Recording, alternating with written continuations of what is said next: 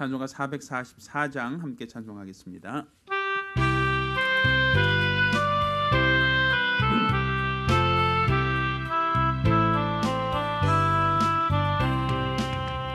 예수가 거느리시니 즐겁고 평안하구나. 주야의 자고 깨는 거 예수가 거느리시네. 주날 항상 돌보시고 날 친히 거느리시네. 주날 항상 돌보시고 날 친히 거느리시네. 때때로 괴로움 당하면 때때로 기쁨 누리네. 풍파 중에 거느리고 평안할 때 거느리네. 주날 항상 돌보시고 날 친히 거느리시네. 주날 항상 돌보시고 날 친히 거느리시네. 내 주의 손을 붙잡고 천국에 올라가겠네. 괴로우나 즐거우나 예수가 거느리시네. 주날 항상 돌보시고 날 친히 거느리시네. 주날 항상 돌보시고 날 친히 거느리시네. 이 세상 이별할 때에 지옥의 권세 이기네. 천국에 있을 때에도 예수가 거느리시네. 주날 항상 돌보시고 날 친히 거느리시네. 주날 항상 돌보시고 날 친히 거느리시네.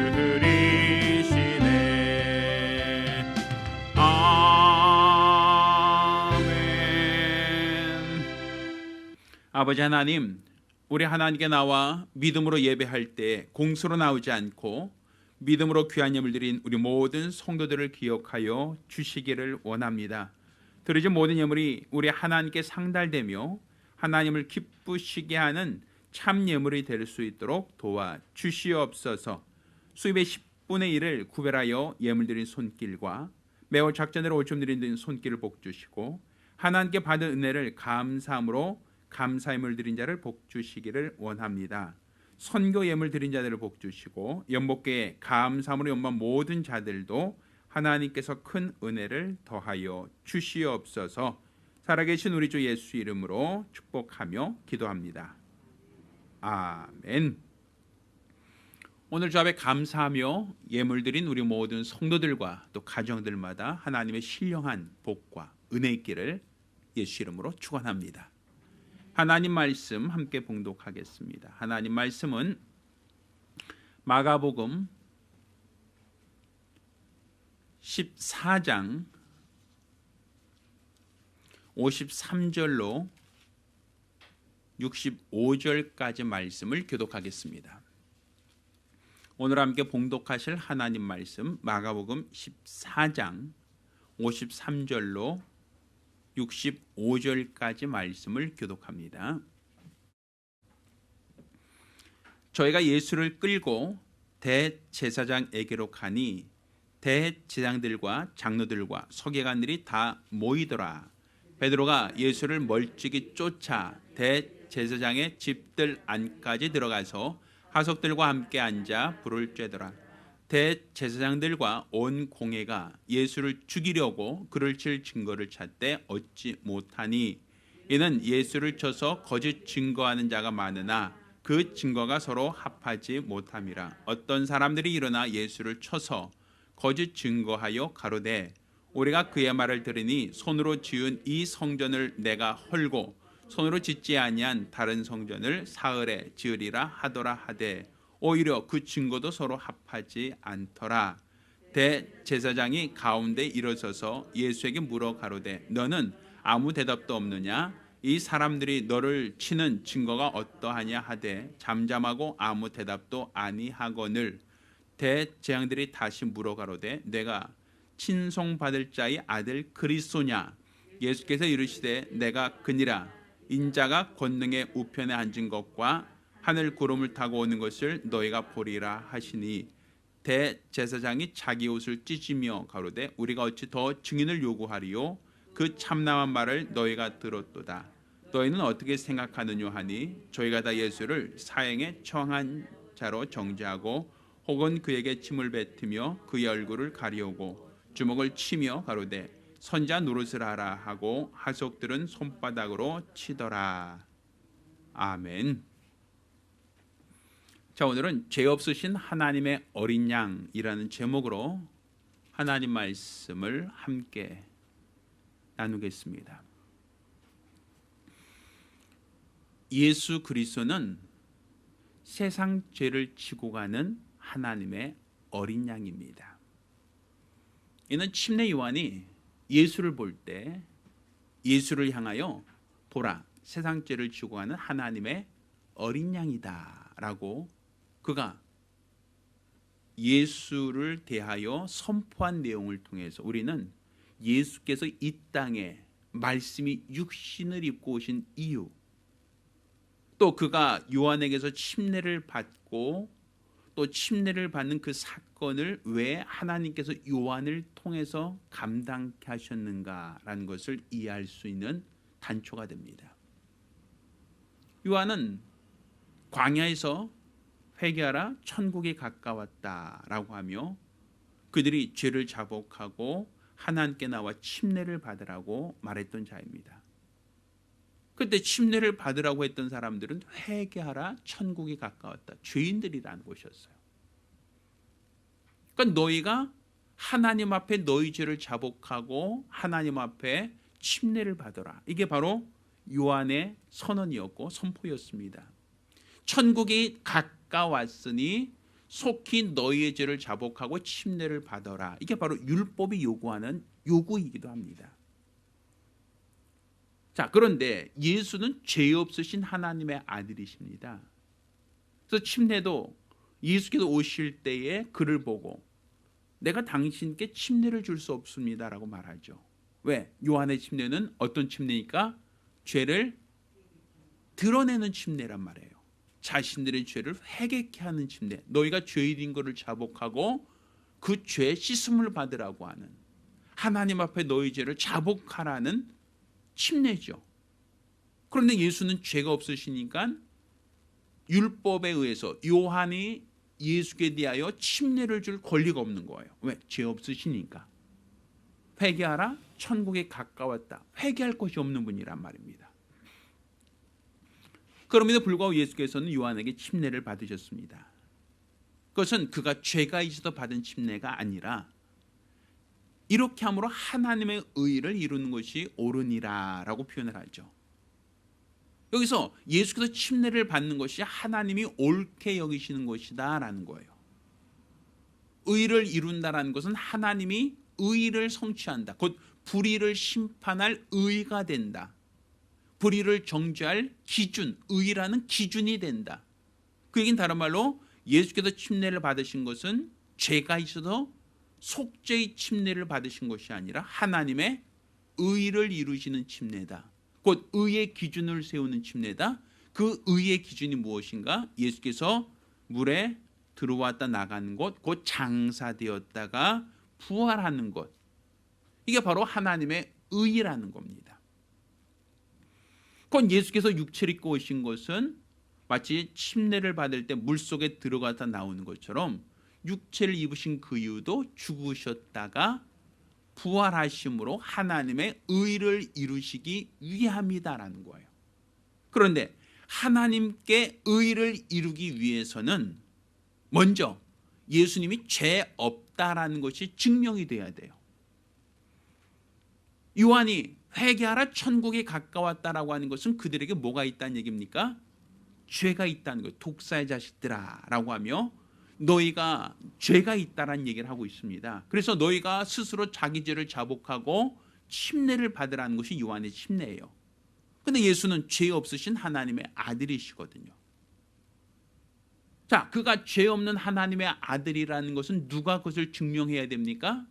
누가 그것을 보증해야 되는 겁니까? 자, 제사를 드리러 죄인들이 양을 끌고 오죠. 그러면 그 양이 흠없고 점없는 하나님의 어린 양을 제물로 삼을 수 있죠. 내가 죄인이에요. 나는 죄를 가지고 있어요. 그렇지만 양은 흠이 있으면 안 되죠. 흠없는 제물을 끌고 와서 내 죄를 누구에게? 양에게 전가시키고 양을 대신 나를 대신하여 희생하는 것이 구약의 제사 아닙니까? 그러면 양이 흠이 있다 아니면 무흠하다는 것은 누가 판정을 해야 됩니까? 제사장의 역할이에요. 그거는 사람들이 판단하는 것이 아니라 제사장이 그 제물이 흠이 있다 아니면 흠이 없다라는 걸 판단해서 흠이 없는 제물만이 죄인들의 죄를 전가시켜서 대신 희생 제물을 삼을 수 있는 거예요. 그럼 예수님도 죽으러 오셨지만 그분이 죽으러 오셨다 할지라도 그분이 죽기 전에 반드시 뭐를 해야 된다는 얘기입니까? 흠이 있는지 없는지를 판단을 해야 된단 말이에요. 근데 그 판단은 누가 한다? 제사장. 자, 오늘 본문을 보세요. 53절. 저희가 예수를 끌고 대제사장에게로 가니. 자, 제사장에게 끌고 갔죠. 그럼 끌고 간 사람들은 누구예요? 죄인들이죠. 죄인들. 왜? 죄인들은 자신의 죄를 속하기 위하여 제물을 끌고 성소로 가잖아요. 그래서 대제사장에게 보이면 제사장이 뭐 하는 겁니까? 그 제물이 흠이 있다 없다는 걸 판단을 해야 되잖아요. 그래서 예전에 예수님이 성전을 정하실 때 돈 바꾸는 사람들과 거기서 제물 파는 사람들을 다 쫓아내셨죠. 그 이유가 뭐예요? 기껏 제물을 갖고 왔는데 제물을 쓰려고 하니까 제물에 흠이 있다. 하자가 있다라고 하면 제물을 쓸 수 있어요, 없어요? 없죠. 그럼 그 제물을 버리고 다른 제물, 내가 내 죄를 속죄할 다른 제물을 사야 되잖아요. 그러니까 우리가 휴가철에 유원지 가면 비싸게 파는 것처럼 성전 입구에서도 제물을 비싸게 팔아서 어떤 수익을 얻는 사람들이 장사치들이 있었다는 얘기죠. 또 성전 들어갈 때 반세계를 내라 했었죠, 성경에. 그러니까 성전에 들어가려면 반드시 반세계를 내야 돼요. 그래야만 성전 들어갈 수 있어요. 그런데 반세계를 내려면 그 사람들이 돈을 바꿔야 되잖아요. 그 돈을 바꾸려면 뭐로 바꿔야 돼요? 그 당시 물물 교환하던 시대니까 양이나 양가죽이나 다른 거를 주고 반세계를 사야만 어디 들어갈 수 있어요? 그러니까 좀 환전한 사람이 있다는 얘기죠. 근데 그 사람들이 정상가로 쳐주겠어요? 반세계를 주려고 할 때? 아니죠. 반세계를 주는 조건으로 원래 훨씬 더 비싼 거를 반세계로 깎아서 주겠죠. 그러니까 그렇게 장사치들이 있었다라고 얘기하잖아요. 그래서 예수님께서 성전에 들어가시며 장사한 사람들, 환전한 사람 다 없고 쫓아내셨잖아요. 보면 분명히 성전에 들어가려면 반세계를 필요하고 재물이 필요하다라는 걸 볼 수 있죠. 그럼 예수님께서도 재물이 데려오셨어요. 요한의 침례로부터 시작하여 그가 하나님의 어린 양이다. 세상 죄를 지고 가는 하나님의 어린 양이다라고 예언을 했으니까 그 예언대로 그분이 어린 양으로서 죽음을 당하셔야 되는데 어린 양으로 죽음을 당하기 위해서는 가장 먼저 뭐를 해야 된다? 죄물이 흠이 있고 점이 있는 것인가를 판단을 먼저 받아야죠. 자, 그래서 그들이 예수를 끌고 누구에게 가는 겁니까? 대제사장에게 가는 거예요. 또 거기 장로들과 서기관들이 다 모였다라고 얘기하고 있어요. 자, 그러자 대제사장이 온 공회가 예수를 죽이러 그렇지 증거를 찾대 하죠. 그러니까 그에게 뭘 찾는다는 얘기예요? 흠이 있는가를 찾는 거예요. 흠이 있는가, 허물이 있는가, 이걸 찾죠. 자, 그런데 그 증거를 찾는데 50절 보니 이는 예수를 쳐서 거짓 증거한 자는 많으나 그 증거가 서로 합하지 못함이라, 이렇게 돼 있어요. 그 얘기는 뭐냐면 어떤 사람이 고발이 들어오면 두세 증인이 있어야만 그 고발이 유효하다는 얘기예요. 그렇죠? 어떤 사람이 일방적으로 주장했는데 그 증인들이 있어야 된단 말이에요. 그가 잘못됐다는 것을 보증할 수 있는 증인들이. 근데 예수님이 3년 동안 공생을 하시며 병자도 고치고 죽은 자도 살리고 오병이도 행하고 무리도 걷고 수많은 능력을 행하셨잖아요. 그럼 예수님이 만약 거짓된 행동 아니면 예수님이 고쳤다는 것이 다 사기, 거짓이라면 그 사람들은 뭐로 하겠어요? 예수님은 어떠하다? 거짓말장이요, 허풍장이다. 저가 병 고쳤다는 것도 다 사실이 아니고 죽었던 사람을 살렸다는 것도 다 거짓이고 오병이어를 했다는 것도 거짓이고 무리를 걸었다는 거 거짓이고, 다 그들이 고발할 거 아닙니까? 내가 봤는데, 내가 그 자리에 있었는데, 예수님이 오병이어 했다는 것도 다 거짓말이다. 예수님께서 돌을 떡으로 만들었다. 예수님께서 예를 들어서 수많은 능력을 행했다. 이거 다 거짓말이다. 그 사람들이 고발하려고 예수를 끌고 왔는데, 고발하려고 끌고 왔으면 그들이 예수의 허물을 들춰낼 거 아닙니까? 예수님께서 나사로를 살렸다. 근데 내가 가보니까 나사로가 안 살았더라. 이런 얘기 있을 거 아니에요. 사람들이 능력 있다, 권능 있다라고 하니까 사람들이 막 우하고 왔을 거 아닙니까? 그럼 그것을 목격한 사람들이 예수의 흠을 찾으려고 저의 말은 거짓이요, 저가 죽은 자를 살렸다는 것도 거짓이요, 병자를 고쳤다는 것도 거짓이요, 오병이어도 거짓이요, 물을 포도주로 만들었다는 거짓이요, 다 이렇게 고발을 해야 되잖아요. 그런데 고발 내용이 하나도 증언이 없다는 거예요. 증인이 없으면 예수님은 뭐가 되는 거예요? 죄 없다가 돼야 되죠. 죄 없다. 자, 그가 죄가 있다는 걸 증명을 하려고 수많은 사람들이 서로 예수가 이랬다라고 하는 것을 증언을 하는데, 저가 떡을 12바구니를 가지고 어치면 먹었다더라. 이게 거짓말이다. 근데 한 사람 나 먹었는데요. 이런 얘기란 말이에요. 저가 물을 포도주로 만들었다는데 그것도 거짓말이요 하면 저 거기서 마셨는데요. 이런 얘기가 나온단 말이에요. 그러니까 증거가 합하지 않다라는 얘기는 다른 말로 예수의 흠을 찾을 수 있다 없다? 없다는 얘기가 되죠. 그러니까 예수가 흠이 없다면 제물로서의 가치가 있다는 얘기, 없다는 얘기예요? 있다는 얘기죠. 자, 그런데 죄 없는 자는 율법에 의해서 보면 죽일 수 있어요, 없어요? 없죠. 어떻게든 간에 죄를 뒤집어 씌우려고 끌고 왔는데 예수를 죽이려고 해도 죽을 죄를 찾지 못하고 있단 말이에요.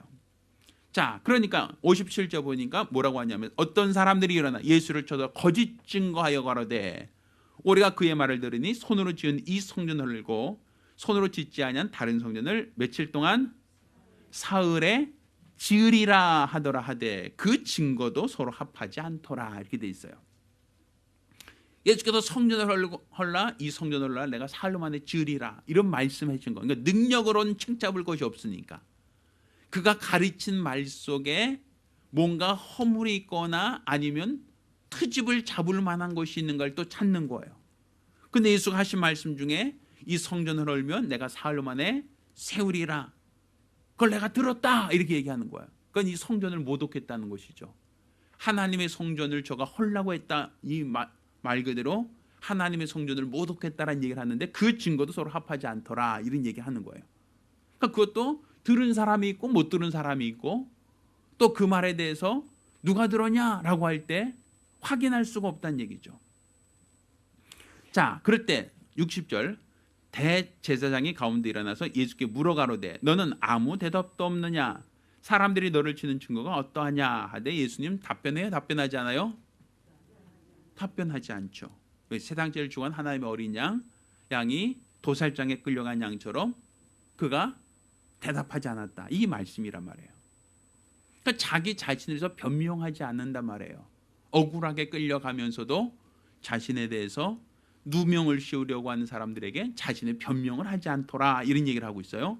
자, 그리고 61절 보면 대제사장이 다시 물어 가로되 내가 찬송받을 자의 아들 그리스도냐 하고 물어봐요. 근데 지금까지는 예수님이 아무 대답도 안 하셨는데 여기서 처음으로 대답을 합니다. 뭘 대답하냐면 내가 찬송받을 자의 아들 그리스도냐. 그러니까 찬송받으실 분이 누구죠? 하나님이죠. 그의 아들 그리스도냐. 그러니까 네가 약속대로 오신 그리스도냐, 기름 부음 받은 자냐, 메시아냐, 이런 뜻이에요. 자, 그러자 예수께서 뭐라고 해요? 내가 그니라. 맞다 이거예요. 맞다. 찬송받을 자의 아들 그리스도가 맞아. 내가 그니라. 내가 그 사람이다. 너희가 지금까지 기다리던 그리스도가 바로 나다. 그 얘기 하시죠? 자, 그러면서 뭐라고 하냐면 인자가 권능자의 우편에 앉은 것과 하늘 구름을 타고 오는 것을 너희가 보리라.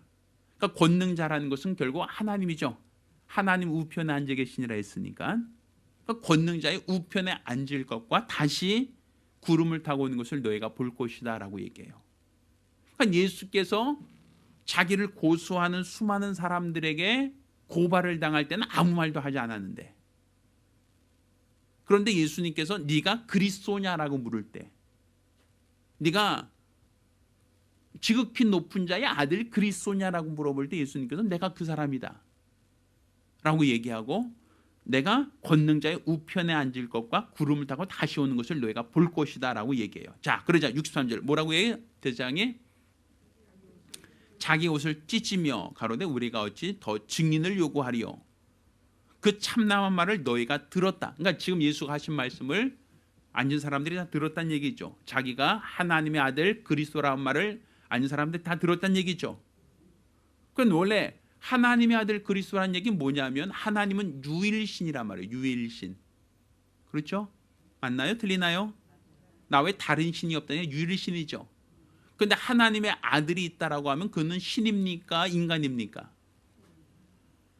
자, 지극히 높으신 하나님은 유일하신 참 하나님이에요.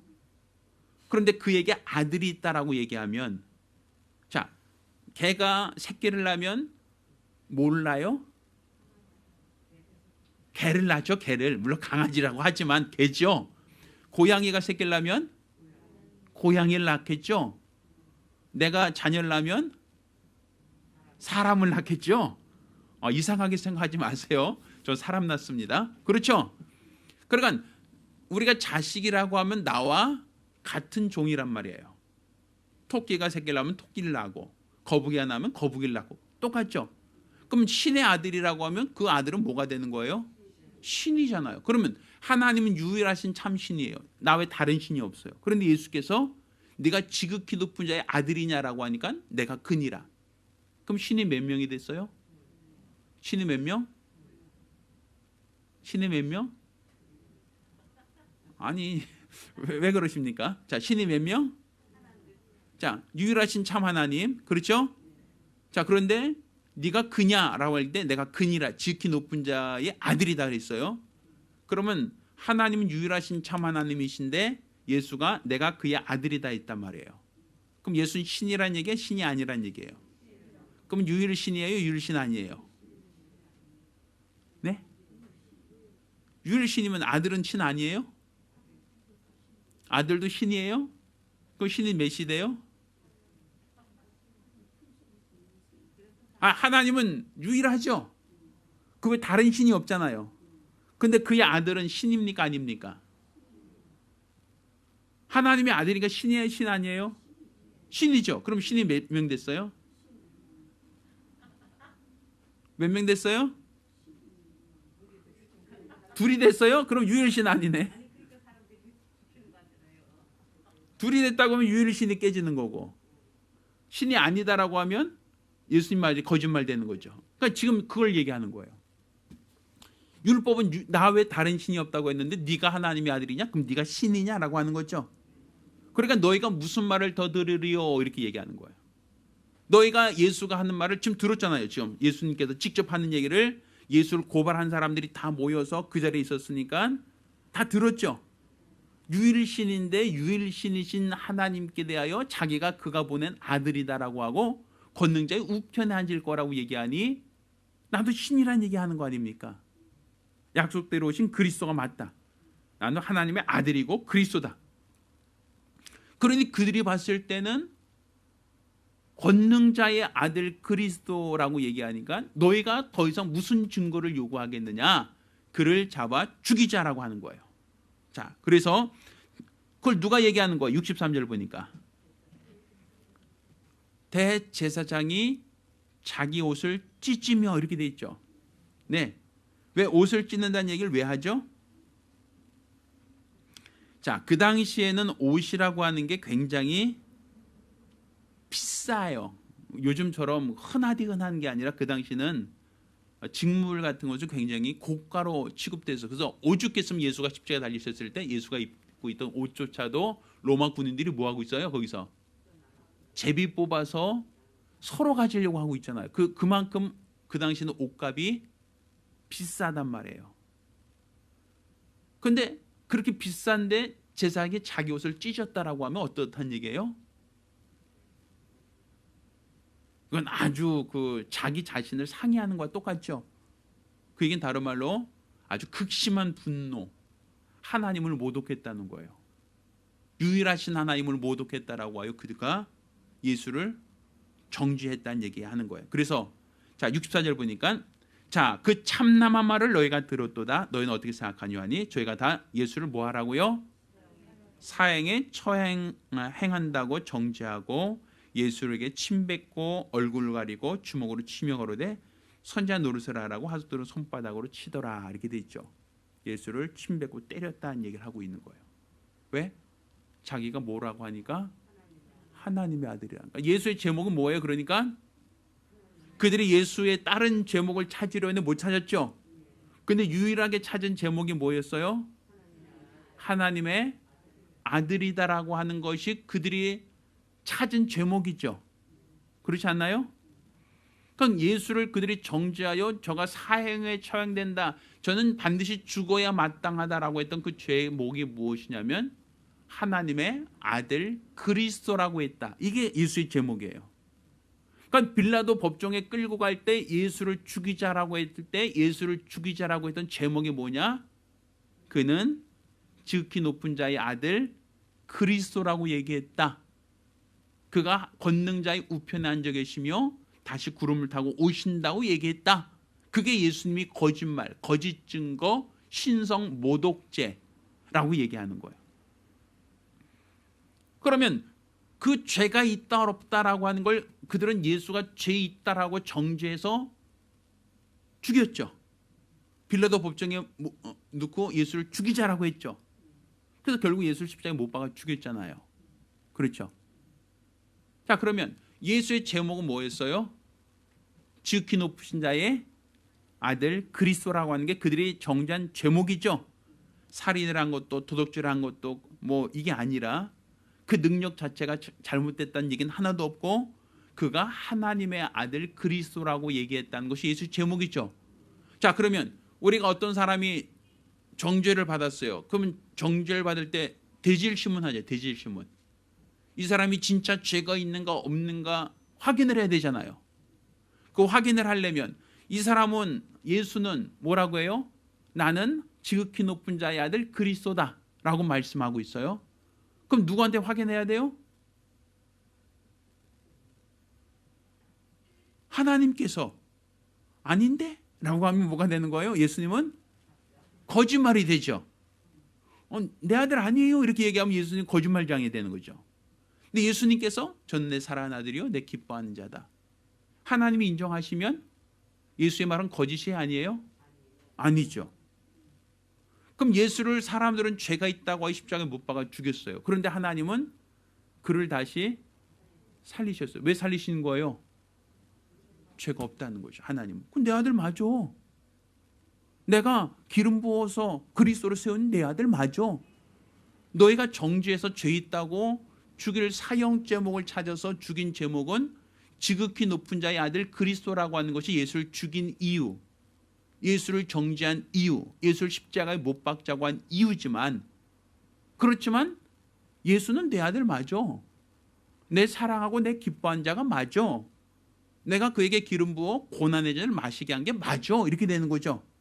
그럼 하나님이 예수에 대하여 죄 없다라고 인정하시면 지금 예수를 죽이자라고 했던 사람들의 제목은 뭐가 되는 거예요? 그건 잘못된 거죠, 이게. 예수를 죽입시다. 예수가 신성 모독했습니다. 저를 죽여야 마땅합니다. 라고 했던 사람들은 다 뭐가 되는 거예요? 거짓이 되죠. 거짓 증인 되는 거죠. 무고죄가 되는 거 아닙니까? 무고죄가. 그렇죠? 그래서 이 무고죄가 있다. 결국 예수는 대제사장이 그를 제목을 찾고자 했어도 저를 찾을 수 없으니까 지극히 높은 자의 아들 그리스도라고 하는 말을 듣고 저가 유일신을 부정한다라고 예수를 죽였는데 하나님은 그를 내 아들이라 하신단 말이에요. 하나님은 전 내 사랑하는 아들 내 기뻐하는 자다라고 하신단 말이에요. 그러니 예수는 죄 없다라고 하나님이 인정하시는 거예요. 그러니까 죄 없으니까 죄의 삭은 사망인데 죄 없으니까 사망의 그를 주장할 수가 없죠. 그러니 죄 가운데서 하나님이 그를 다시 살리신다, 회복하신다라는 얘기 되는 거예요. 그러니까 예수가 죄가 없는 상태로 죽었죠? 그렇잖아요. 제사장들은 그를 죽이자라고 해서 죽였잖아요. 그가 무음하다는 걸 판단할 때 제사장이 예수께 대하여 제목을 찾다가 그는 하나님의 아들이라고 한다라는 그 제목을 붙여서 예수를 죽이자라고 했는데 하나님 그걸 죄 없다 했단 말이에요. 그럼 예수님은 죄 없다는 것이 증명됐죠?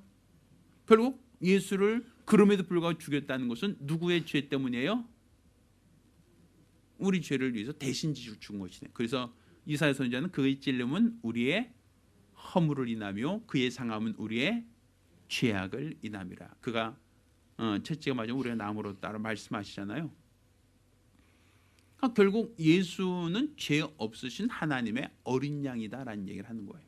이게 바로 하나님의 의를 이루는 것이다. 그러니까 그가 죽을 이유가 없는데도 불구하고 요한이 그를 침례를 주었다. 그 얘기는 결국 하나님의 의를 이루기 위한 것이다. 그가 물속에 들어갔다 나오는 것은 죄가 있어서 원래는 죄인들에게 했잖아요.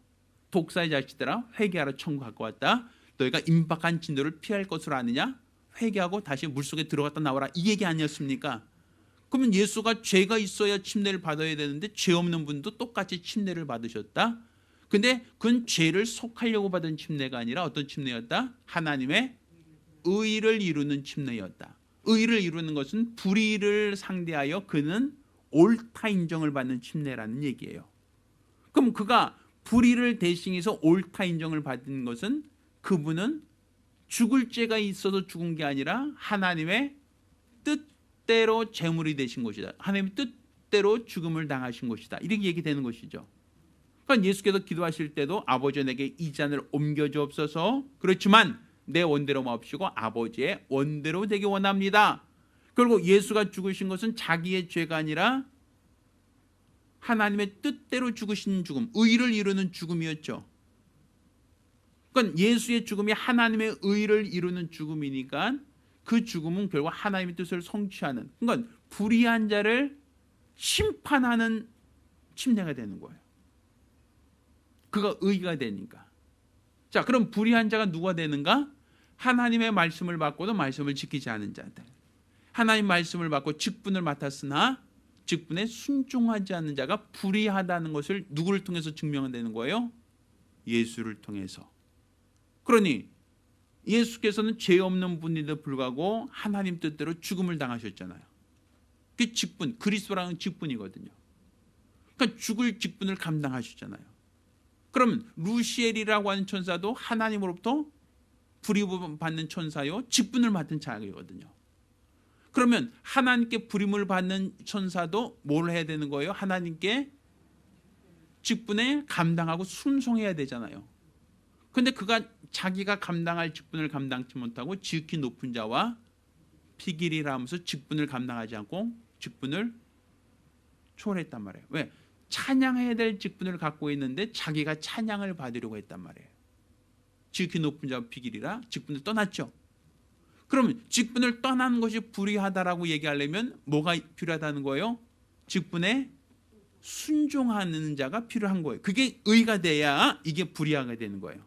직분에 충성하는 자가 의가 되면, 기준이 되면 그렇지 못하는 것이 뭐가 되는 거죠? 불의한 것이 되죠. 그럼 불의한 것은 죄로 정죄하고 심판할 수 있는 거예요. 그러니까 예수 그리스도께서 이렇게 죄 없는 분으로 오셔서 죽으신 것은, 그 당시 제사장이 그의 제목을 찾으려 했으나 찾을 수 없어서 그나마 죄를 뒤집어 씌웠지만 그 역시도 죄가 아니더라 이거죠. 그걸 누가 증명하신다? 하나님이 증명하셨다. 그 증명한 방법이 무엇이다?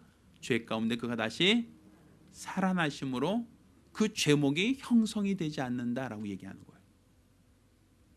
그러니 예수께서는 다시 살아나셨지만 그의 피값, 죄 없는 분이 흘린 그 피값이 누구의 죄를 대속하신다? 우리의 죄를 대속하신다라고 하는 거죠. 그래서 그가 그리스도의 직분을 감당하심으로 하나님의 의가 되셨다라고 얘기하는 거예요. 그러니까 성경은 이렇게 예수가 죄 있다 없다라는 것을 누구를 통해서 판단하신다? 대제사장, 율법을 통해서 판단하는 거예요. 그래서 율법은 의인은 없나니 하나도 없다. 이게 율법의 진단이에요. 세상에는 의인이 없다, 하나도 없다. 하나님을 찾는 자도 없고 하나님을 구하는 자도 없다. 이게 율법의 진단이에요. 그런데 예수를 율법, 곧 대제사장이 판단했을 때 예수는 죄 있다 없다? 없다. 또 침례 요한, 선자가 판단해도 예수는 죄 있다 없다? 없다. 난 당신의 신념을 풀기도 감당치 못할 자입니다. 선자도 예수께서 죄를 못 찾았고 왜 회개하라 천국 가까웠다라고 하는데도 불구하고 대제사장도 예수께 죄를 찾지 못하였고 그나마 죄이라고 누명을 써 죽인 것이 그가 지극히 높은 자의 아들이요 그리스도라는 직분을 받았고 또 권능자의 우편에 앉아 계시다가 구름을 타고 오시리라는 그 말을 책잡아서 예수를 모함했는데, 근데 그거 역시도 하나님께서 맞아, 그 얘기 맞는 얘기야 라고 예수의 말에 대해서 증인이 되셨으니까 그 제사장들이 예수를 고발한 그 고발은 다 뭐가 돼요? 무의미하죠. 아까 그랬잖아요. 고발이 여러 있었으나 고발이 서로 상합지 아니하므로 고발이 성립 안 됐죠. 여기서 예수를 고발했지만 하나님께서 맞는데 라고 하시면 고발이 돼 안 돼요? 죄가 없어지는 거예요. 죄가 아니란 얘기죠. 그들이 뒤집어 씌웠지만 죄가 아니면 예수는 의로우신 분이고 그가 죄인으로 죽으신 것은 자기 죄 때문이 아니라 누구의 죄? 저와 여러분의 죄 때문에 그분이 죽으시고 피 흘리신 것이다. 이로써 하나님의 의를 이루는 침례를 받으신 것이다. 이렇게 되는 거예요. 그러니까 우리가 지금 가지고 있는 이 복음이 바로 예수는 죄 없으신 하나님의 아들이시다. 그가 죄 없는 분으로 죽음을 당하는 것은 바로 나의 죄를 대속하시는 죽음이다. 그래서 하나님은 그가 죄 없다는 것을 보증하시려 예수를 죽은 자 가운데 다시 살리셨고 그가 말씀하신 대로 권능자의 우편에 앉으셨다. 그게 바로 우리의 믿음이에요. 이것을 성경대로예요. 이게 다 율법을 완성하기 위해서 오셨다. 누가 진단하고 누가 판단한다? 대제사장이 판단하고 예수가 죄 없다는 것을 확인해야 된다. 이렇게 되는 거죠. 바로 그래서 예수는 죄 없는 하나님의 아들, 죄 없으신 하나님의 어린 양이라는 것을 율법의 진단, 율법에 의해서 진단되어 세상에는 의인이 없고 하나도 없는데 오직 유일하게 의로운 자는 예수밖에 없다. 이걸 판단하는 거예요. 그 죄 없는 자가 나 대신 죽음을 당하셨다. 그 죄 없는 자가 나 대신 피 흘리셨다. 이게 바로 우리의 믿음이 되어야 됩니다. 할렐루야. 저 여러분 모두가 예수의 공로를 힘입어 예수 안에서 제사함 받고, 그러니까 죄물이 내 죄를 대신하여 죽으면 나는 뭐가 돼요? 여전히 죄인이에요? 아니죠. 그처럼 예수가 죄 없다 이게 판정되니까 그분의 죽으심은 나의 죄 때문에, 그가 상하심은 나의 허물 때문에, 그가 찔리심은 나의 죄가, 이렇게 표현하는 거예요. 예수의 공로를 힘입어 우리가 예수 안에서 그분이 나 대신 대속하셨으니까, 나 대신 채점하셨으니까, 나 대신 찔리셨으니까 예수의 공로를 힘입어 자유 얻으시기를 예수 이름으로 축원합니다. 기도하겠습니다. 우리 같이 기도하실 때 우리 주 예수의 공로를 힘입어 우리가 세상을 이기며 예수의 공로를 힘입어 우리가 거룩하게 구별된 하나님의 자녀로 살아갈 수 있도록 해달라고 간절히 사모하며 한 목소리로 기도합니다. 은혜로우신 하나님 아버지, 우리 하나님께서 큰 은혜를 더하사 우리가 예수의 공로로 말미암아 죄 사함 받은 하나님의 자녀가 되었사오니 이제 우리가 거룩하게 구별된 자로서 하나님 앞에 우리 자신이 성별되게 하시고 하나님 보실 때 하나님이 잘하였다라고 칭찬하는 복된 성도들, 믿음의 사람들이 될 수 있도록 도와주시옵소서. 온전히 우리 하나님 아버지께서 원하시는 믿음, 하나님이 바라시는 거룩한 열심이 있게 도와주시고 우리 하나님께서 귀하게 사랑하고 사용하시는 복된 성도들이 될 수 있도록 도와주시옵시사. 일평생 우리 하나님이 원하시고 바라시는 거룩한 믿음으로 살아갈 수 있도록 우리 하나님의 거룩한 은혜와 은사와 능력과 국물과 권능이 있도록 역사하여 주시기를 원합니다. 우리 하나님께서 우리 모든 성도들에게 하나님 아버지라는 거룩한 믿음을 더하여 주셨사오니 그래서 예수라는 거룩한 믿음 안에서 우리가 구별되게 하시고 세상을 이기게 도와주시며 하나님이 함께 하시는 거룩한 증거와 역사가 있도록 믿음의 거룩한 증거가 있도록 도와주시옵소서. 일평생 우리 하나님이 원하시는 거룩한 믿음으로 살며 하나님의 은혜로 살며 하나님 이름의 권세로 살아갈 수 있도록 도와주시고 또 이로써 우리 하나님께서 보실 때 잘하였다라고 칭찬받는 거룩하고 복된 성도들, 믿음의 사람들이 될 수 있도록 도와주시옵소서. 온전히 우리 하나님만을 높이며 하나님만을 바라며 하나님만을 사랑하며 신뢰하며 존중하며 죄 거룩한 뜻을 쫓아 믿음으로 행하는 거룩하고 복된 성도들, 믿음의 사람들이 될 수 있도록 도와주시옵소서.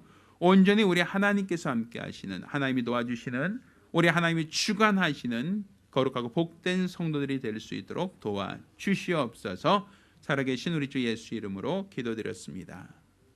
아멘. 이제는 우리 주 예수 그리스도 은혜와 아버지 하나님의 극진하신 사랑과 보혜사 성령님의 교통하시고 역사하심이 오늘 이와 같이 그리스도 예수 안에서 죄사함 받고 하나님의 공로를 힘입어 참 자유와 평안을 경험하기로 열심한 우리 모든 성도들과 가정들 위해 이제로부터 영원까지 함께 있을지어다. 아멘. 자, 우리 하나님께 영광을 돌리겠습니다.